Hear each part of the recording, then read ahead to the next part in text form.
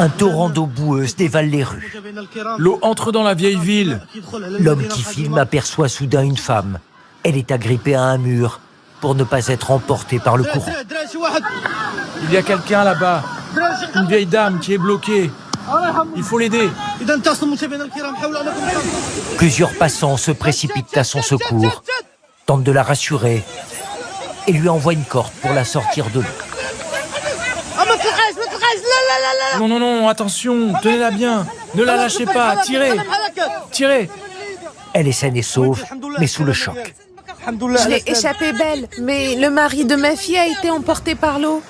Hier, des dizaines de personnes sont mortes suite à ces inondations exceptionnelles qui ont frappé Safi, cette ville de la côte atlantique. Le cours d'eau est sorti de son lit.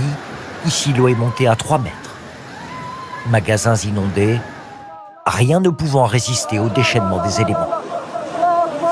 Cet homme a dû se réfugier sur le toit de cette voiture pour échapper au flot. Comment expliquer ce phénomène éclair ?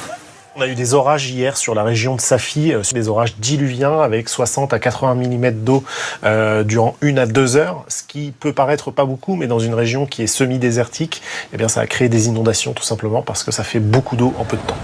Ce matin, l'eau a reflué, laissant apparaître l'étendue des dégâts dans cette partie de la vieille ville.